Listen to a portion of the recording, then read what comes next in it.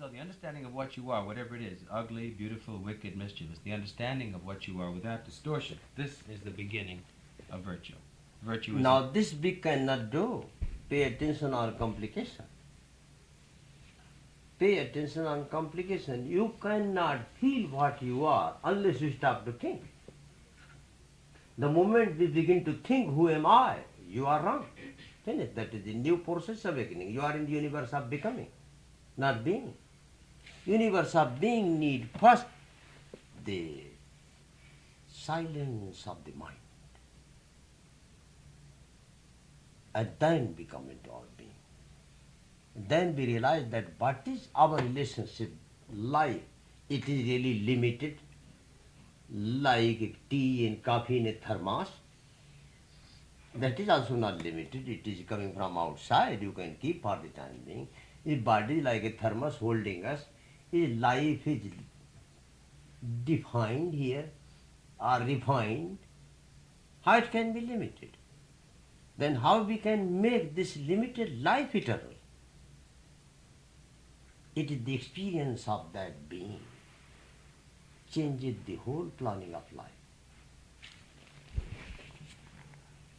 virtue is essential, it gives freedom. It is only in virtue that you can discover that you can live, not in the cultivation of virtue, which merely brings about a respectability, not understanding and freedom. There's a difference between being virtuous and becoming virtuous. Being virtuous comes through the understanding of what is, whereas becoming virtuous is postponement, the covering up of what is with what you'd like to be. Therefore, in becoming virtuous, you are avoiding action directly upon what is. The process of avoiding what is through the cultivation of the ideal is considered virtuous, but if you look at it closely and directly, you will see that it is nothing of the kind. It is merely a postponement of coming face to face with what is. Virtue is not the becoming of what is not. Virtue is the understanding of what is, and therefore the freedom from what is. Virtue is essential in a society that is rapidly disintegrating. In order to create a new world, a new structure away from the old, there must be freedom to discover, and to be free there must be virtue, for without virtue there's no freedom. Can the immoral man who is striving to become virtuous ever know virtue? The man who is not moral can never be free, and therefore he can never find out what reality is. Reality can be found only in the understanding of what is. And to understand what is, there must be freedom. Freedom from the fear of what is. To understand that process, there must be the intention to know what is, to follow every feeling, thought, action. To understand what is extremely difficult, because what is never still. It's never static. It is always in movement. The what is what you are, not what you'd like to be. It is not the ideal, because the ideal is fictitious, but it is actually what you are doing, thinking, and feeling from moment to moment. What is the actual, and to understand the actual requires awareness, alert, swift mind. But if we begin to condemn what is, if we begin to blame or resist it, then we shall not understand its movement. If I want to understand somebody, I cannot condemn him. I must observe and study him. I must love the very thing I'm studying. If you want to understand a child, you must love him, not condemn him. You must play with him, watch his movements, idiosyncrasies, ways of behavior, but if you merely condemn or resist or blame him, there's no comprehension of that child. Similarly, to understand what is, one must observe what one thinks, feels, and does from moment to moment. That is the actual. Any other action, ideal or ideological action, is not the actual. It is merely a wish, a fictitious desire to be something other than what is. So, to understand what is requires a state of mind in which there is no identification or condemnation, which means a mind that is alert but passive. We are in that state when we really desire to understand something, when the intensity of interest is there. That state of mind comes into being. When one is interested in understanding what is the actual state of the mind, one does not need to force or discipline or control it. On the contrary, there's a passive alertness and a watchfulness. This state of awareness comes when there is interest, the intention to understand. Now, is there a means or a system of knowing oneself? Any clever person or philosopher can invent a system or a method, but surely following of a system will merely produce a result created by that system, won't it? If I follow a particular method of knowing myself, then I shall have the result which that system necessitates, but the result will obviously not be the understanding of myself. That is, by following a method, a system, or a means through which to know myself, I shape my thinking, activities according to a pattern. But the following of a pattern is not the understanding of oneself. Therefore, there's no method for self-knowledge. Seeking a method invariably implies the desire to attain some result, and that's what we all want. We follow authority because we want a result that will be satisfactory, which will give us security. We really do not want to understand ourselves, impulses and reactions, the whole process of our thinking, the conscious as well as the unconscious. We would rather pursue a system which assures us of a result. But the pursuit of a system is invariably the outcome of our desire for security and certainty, and the result is obviously not the understanding of oneself. When we follow a method, we must have authorities, teacher, the guru, the savior, the master, who will guarantee us what we desire, and surely that is not the way to self-knowledge. Understanding prevents the Authority presents the understanding of oneself, does it not?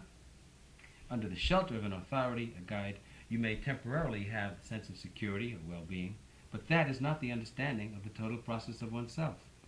Authority in its very nature prevents the full awareness of oneself, and therefore ultimately it destroys freedom.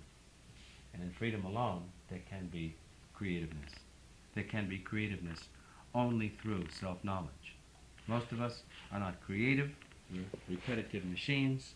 We are gramophone records playing over and over again certain songs of experience, conclusions, memories, either our own or those of another. Such repetition is not creative being, but it is what we want. Because we want to be inwardly secure, we're constantly seeking methods and means for the security. Thereby, we create authority, the worship of another, which destroys comprehension. That spontaneous tranquility of mind in which alone there can be a state of creativeness. And the essay ends in the next couple of paragraphs with these thoughts. Surely our difficulty is that most of us have lost this sense of creativeness. To be creative doesn't mean that we must paint pictures or write poems and become famous. That is not creativeness. It is merely the capacity to express an idea which the public applauds or disregards. Capacity and creativeness should not be confused. Capacity is not creativeness. Creativeness is quite a different state of being, isn't it? It is a state in which the local self, the small self, is absent, in which the mind is no longer the focus of our experiences, our ambitions, pursuits, and desires. Creativeness is not a continuous state. It's new from moment to moment. It is a movement in which there is not me, the mind, in which the thought is not focused on any particular experience or ambition, achievement. It is only when the self is not there that there is creativeness, a state of being in which alone there can be a reality, a creator of all things. But that state cannot be conceived, cannot be imagined, cannot be formulated or copied or attained through any system or any discipline. On the contrary, it comes into being only through understanding the total process of oneself. The understanding of oneself, he concludes, is not a result. It is seeing oneself from moment to moment in the mirror of relationships, one's relationship to property, things, people, ideas. But we find it difficult to be alert, to be aware. And we prefer to dull our minds by following a method, accepting authorities and superstitions, and so forth. Therefore, our minds become weary, exhausted, insensitive. Such a mind cannot be in a state of creativeness. That state of creativeness comes only when the self, which is the process of recognition and accumulation, ceases to be. Because after all, consciousness as the me is the center of recognition, and recognition is merely the process of the accumulation of experience. But we are all afraid to be nothing, because we all want to be something. The little man wants to be a big man, the unvirtuous wants to be virtuous, the weak craves power, so on. That's the incessant activity of the mind. Such a mind cannot be quiet. Therefore, it cannot understand creativeness. These are the last few sentences. In order to transform the world about us with its misery, wars, unemployment, starvation, class division, utter confusion, there must be a transformation in ourselves, and the revolution must begin within oneself. Not according to any belief or ideology, because revolution that's based on an idea or conformity to a particular pattern is no revolution at all. To bring about this fundamental revolution in oneself, one must understand the whole process of thought and feeling in relationship. That is the only solution to our problems, not to have more disciplines or beliefs or teachers. If we can understand ourselves as we are from moment to moment, without the process of accumulation, then we shall see how there comes a tranquility that's not a product of the mind, tranquility that's not imagined or cultivated, and only in that state of tranquility can there be creativeness. Anybody has some question? These are for discussion. Guruji, earlier you said, I am suffering. I didn't catch the context.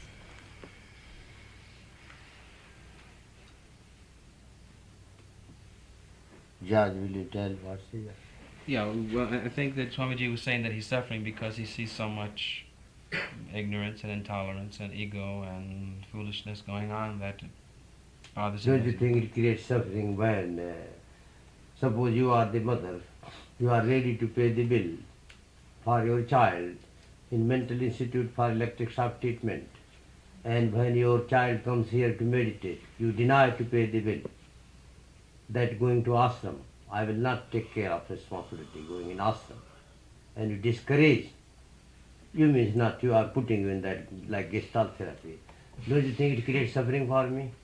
That is such silly fellows exist in this world who can tolerate to pay the bill for electric shock treatment, for narcotics, sedatives, anti-anxiety pills, and at the same time they are against the drugs. Is it not creating suffering? That is my suffering. I don't have other suffering. Okay, that's good. My suffering do not give me too much trouble. Anybody else something? You heard this type of statement, and now it has to be your. And it cannot be your unless you enter pros and cons and find out what difficulty was to understand these few paragraphs. If anybody has any.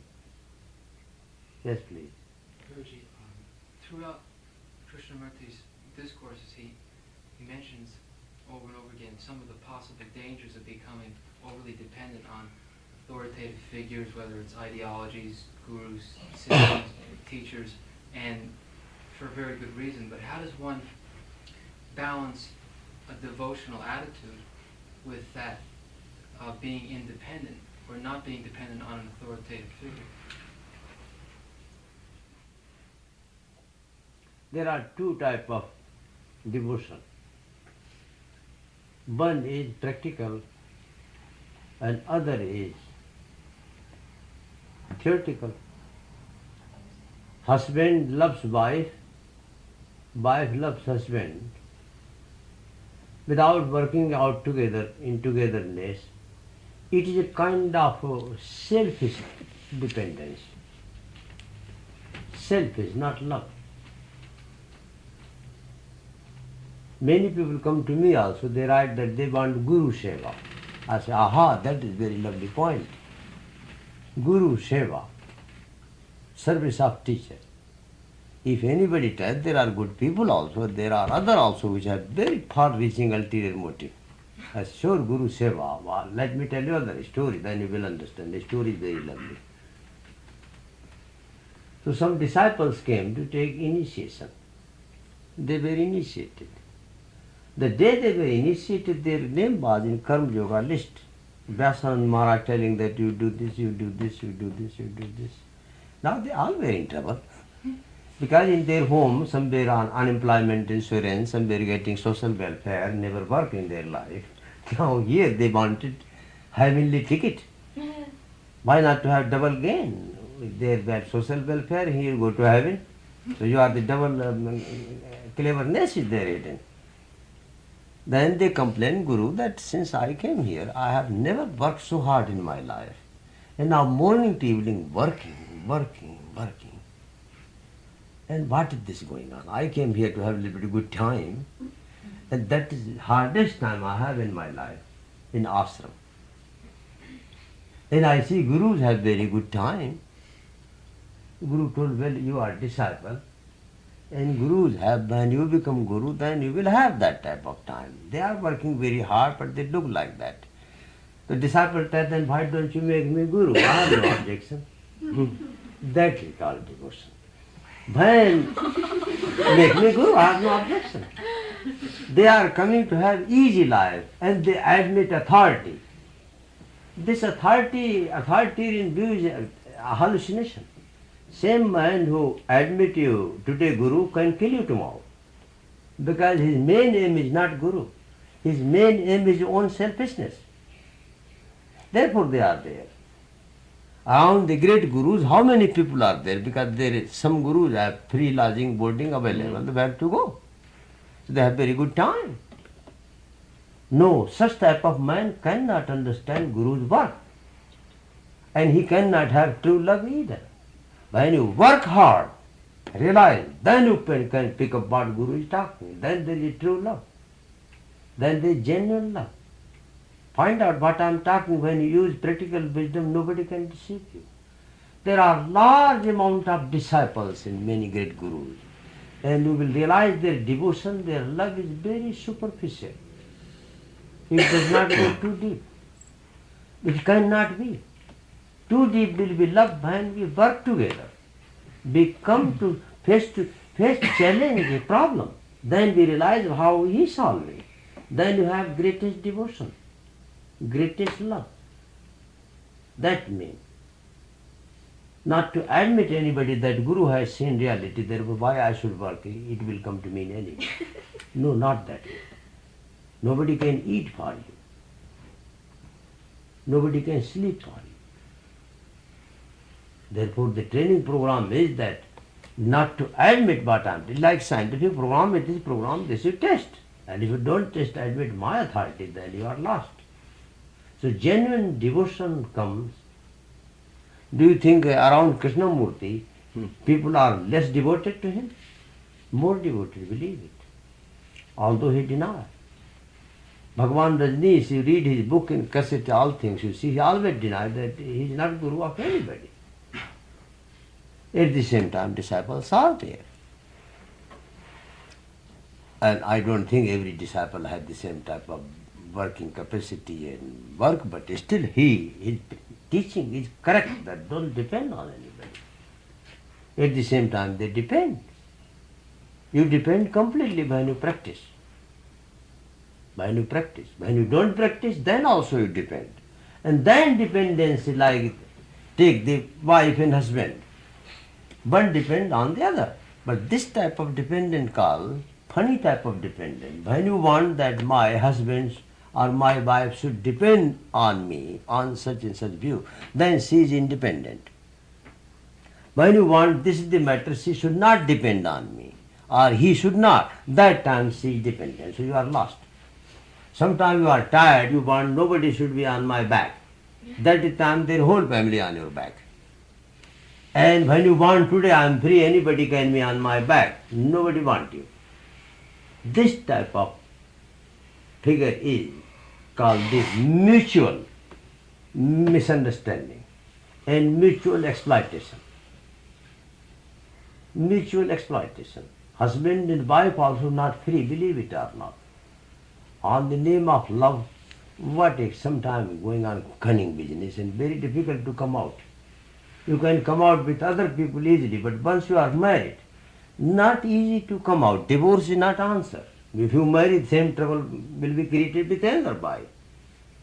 This is not called coming out. Coming out means coming out of this cunning mind and to deal very properly. And that is called only when we really are practical person. So this, when we try to understand anything through language, it creates trouble. Believe it. The words cannot carry on the true meaning.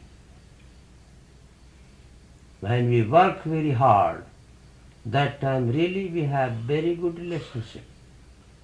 And you cannot have good relationship in that state, those who are not working hard. Because they cannot understand you. Out of, go anywhere, how many people are going to exploit you? Find out. America is paying social welfare. Take this example. And if Indians are losing their job, they go to government, I lost my job, they will answer, give you answer, that is your karma. Finished, there is no job, no money. This country gives unemployment, insurance, social welfare, many things available. How many people are sick?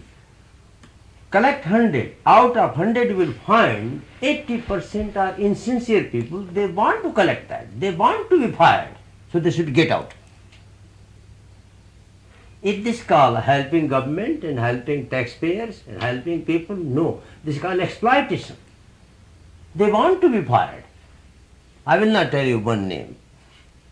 Practically everybody knows there, so I don't need to mention. Funny thing, I did not know that type of trick he has. He searched a job, and rule is you should search job. That was a case in England. He came here also.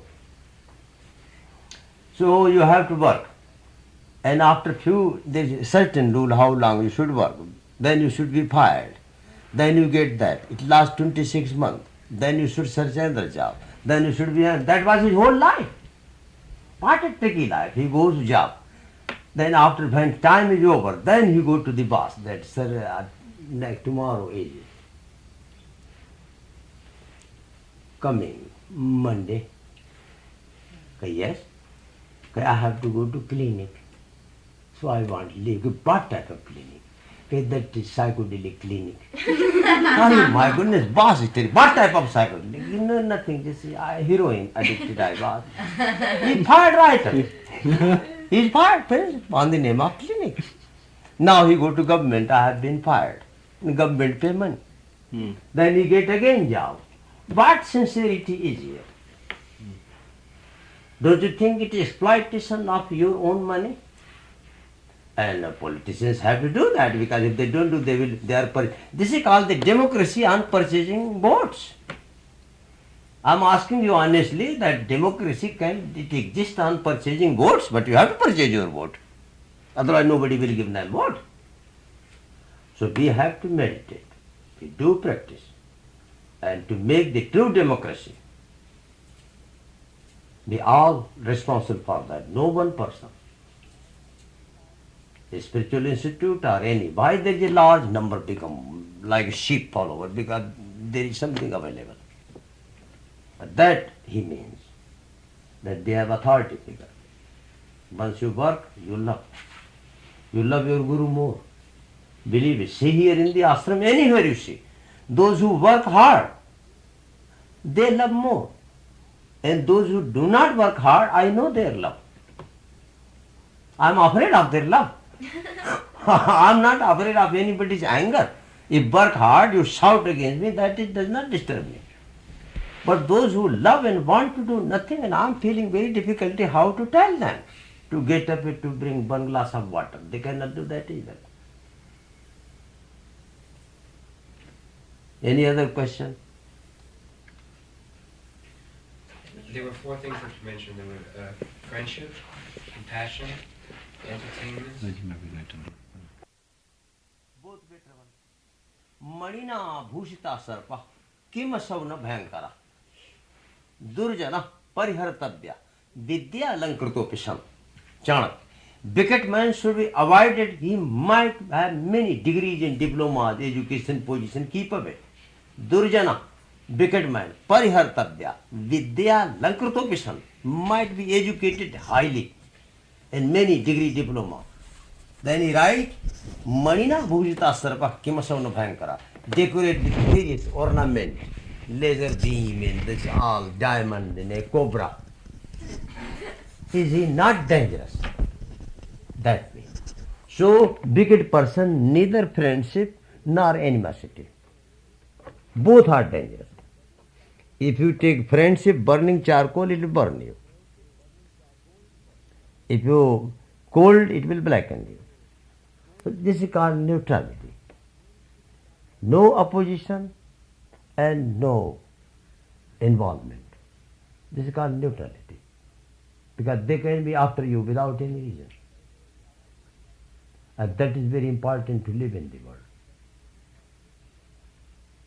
Did you get the word or not? Yeah, neutral. That's right. That's what man needs, just to be neutral. That's neutral. Not to fall into any difficulty. Might be your wife, who knows? You never know. Husband and wife. Sometimes you realize that it was not husband and wife, it was my previous incarnation, first class enemy number one. Now, with enemy you can come out easily, but you cannot come out easily with your wife and husband. You have to pay for that. Any other question? Dear, you have any question? Oh. No, it's very interesting. Very interesting. That's lovely. Lovely.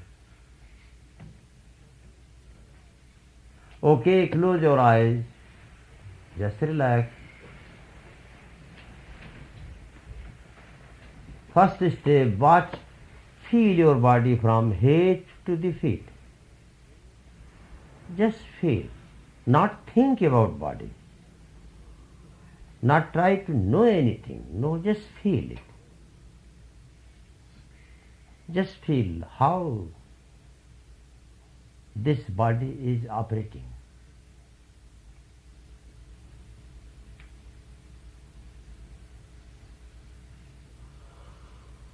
If any part is rigid in tension, just try to relax it.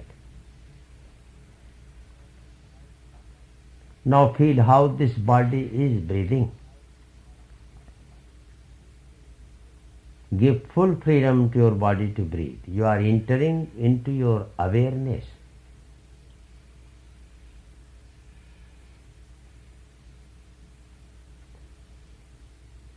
Be aware through feeling that entire atmosphere is entering into you. Your body and your bodily energy entering into entire atmosphere. That is mutual breathing.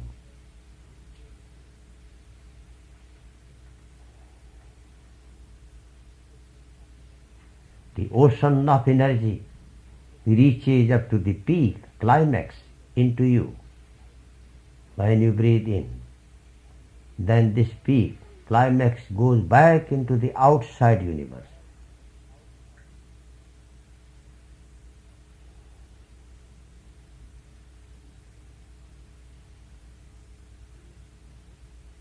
Feel this ocean of energy, rejuvenating, refreshing, healing.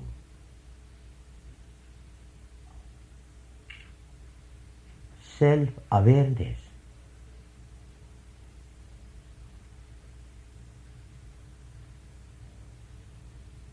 As fish live in the ocean of water, so this body lives in the ocean of electricity, energy, radio wave, cosmic rays, air, X-rays. Feel all these forms of energy entering into body. Feel your body is getting better and better. Submerging in the rejuvenating ocean of energy. Feel every part of body. Head is very light and happy, tranquil, radiating with tranquility, submerging in the ocean of electricity. Head and face, shoulders and arms, palms and fingers,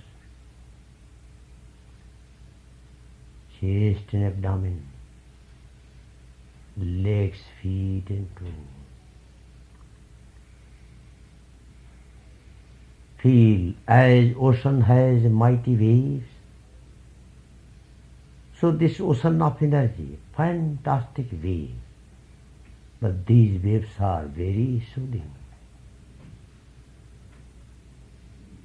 As the mighty waves of the ocean do not disturb aquatic animals, they feel very happy. So this body with those mighty waves of radio wave, radar, X-ray, cosmic rays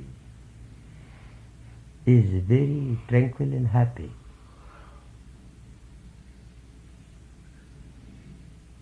Feel every part of your body submerging in the ocean of electricity. Examine every part again. If any part is not, that part of body must be sick, rigid, full of tension. Just allow that part to be submerged in the ocean of energy.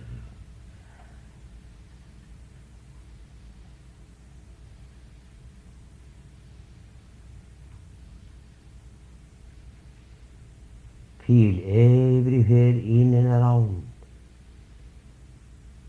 the ocean of light and color. If you cannot feel this ocean, don't worry. Just drop thinking and feel it.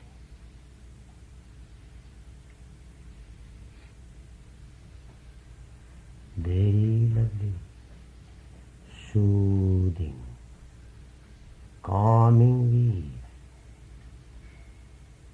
You are in the house of light and color. Sun, moon and stars bombarding their waves on you. The atmosphere is embracing you, kissing you. Allow yourself.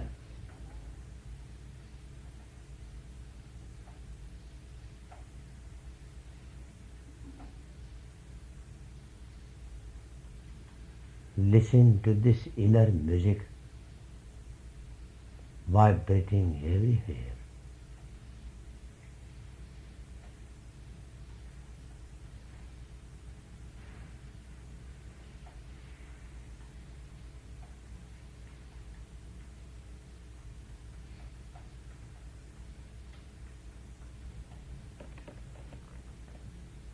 Feel every part of body radiating with multiple currents.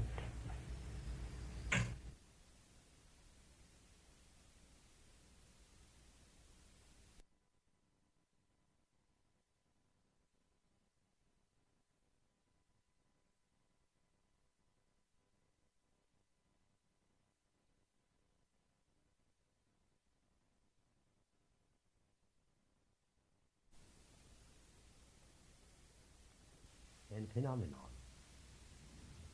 individual and universal.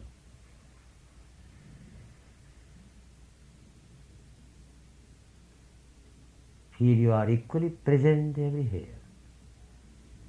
The form which is manifested through this body is the individual, but it is indivisible from the cosmic existence.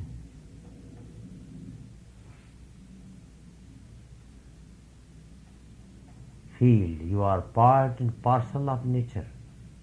How nature loves you. Respond to that love.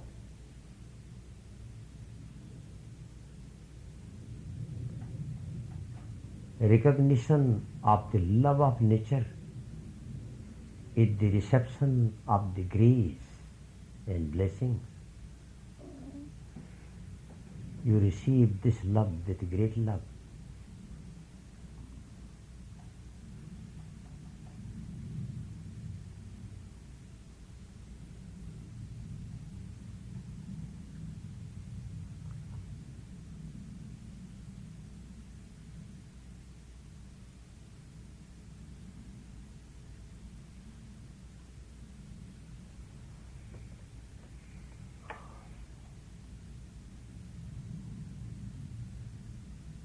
Now this is your next last minute. With powerful attention, experience. Hold your breathing neither in nor out, but in absolute equilibrium. And experience the current of life, pulsation of life, vibration of light.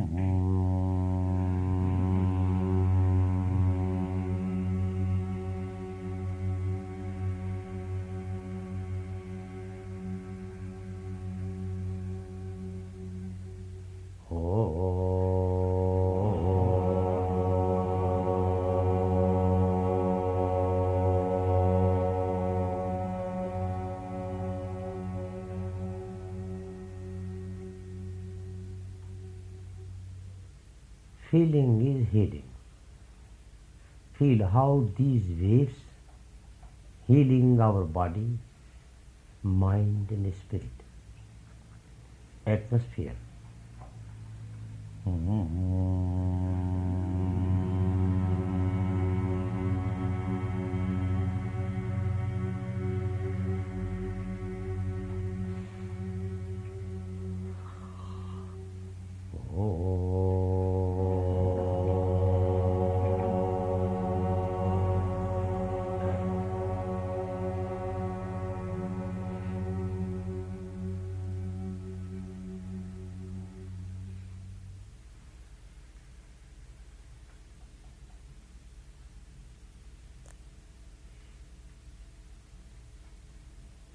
Don't resist. Allow yourself for a moment to go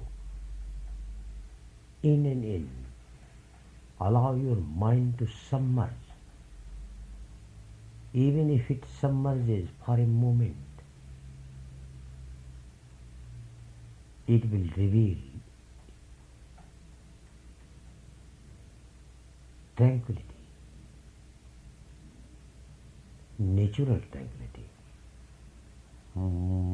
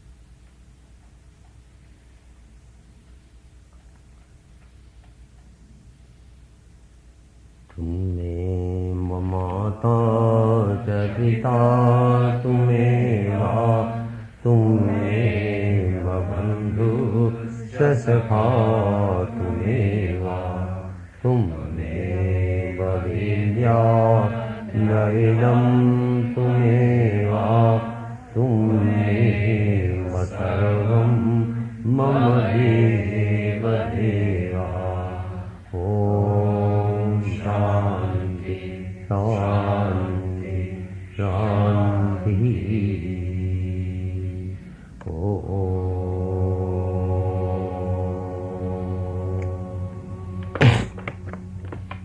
Thank you very much, all friends.